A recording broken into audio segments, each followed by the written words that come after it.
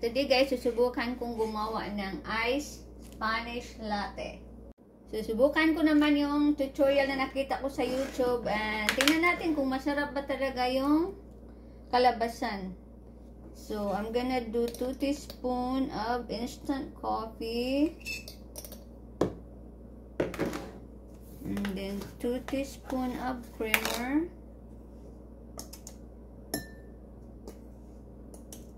So, dahil hindi ko siya lalagyan ng asukal, dapat may 2 teaspoons na asukal, but I don't wanna put sugar, so I'm gonna put 3 teaspoons of creamer instead.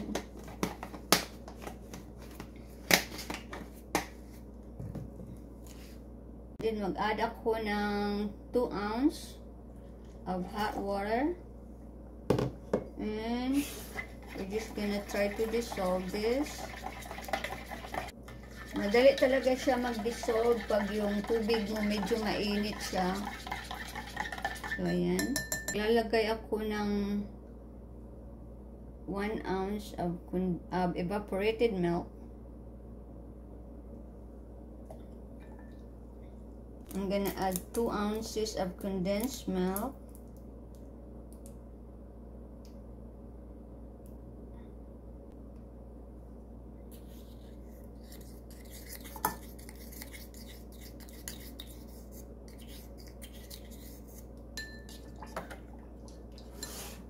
Dagdagan pa natin ang isa pang ganito. Kunti pang condensed milk. Bali 2 ounce siya guys. 2 ounce. Pero nasa inyo na yun kung gaano katamis yung gusto nyo. Yung akin ha, hindi ko siya dinagdagan ng asukal. Yung tutorial na nakita ko sa YouTube, dinagdagan siya ng 2 teaspoon of sugar.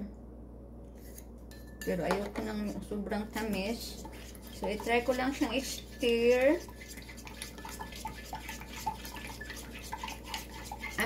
I'm supposed to mix it, shake it in the shaker. Kaso lang yung takip ng shaker ko nasa dishwasher kasi nahulog siya kagabi nung gumawa ako ng ano ba yung ginawa ko kagabi? Yeah, I crave for coffee in the it was midnight. Hindi ako makatulog. So, uminom ulit ako ng kape. Lalo akong hindi nakatulog. So, yeah. Yan lang. Hindi ko na siya isi-shake sa shaker. Diretso ko na siyang ilagay sa baso na may maraming ice. Maglalagay ulit ako ng mainit na tubig guys. Until dito 200 ml.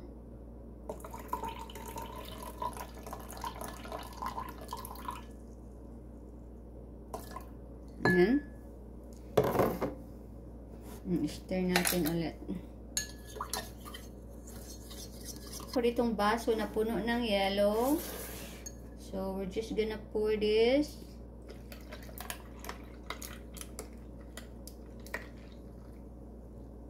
Ayan na ang ating iced Spanish latte.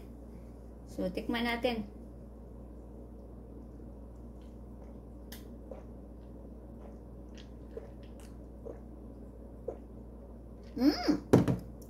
Masarap!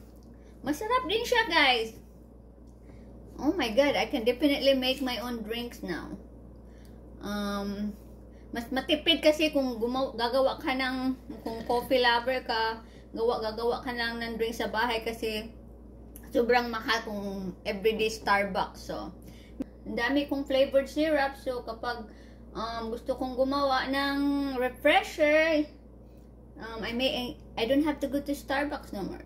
Ito ko na ginagawa sa bahay, mas matipid pa. Nakakatipid ka pa. So, ito sa tutorial lang to sa YouTube. At masarap talaga siya. So, pwede ko na siyang gawin everyday or not everyday when I feel like drinking Spanish latte. It's really good. This is my breakfast. It's breakfast time. So, thanks for watching. Please comment, like, and subscribe. And hopefully to see you in my next vlog. God bless you guys.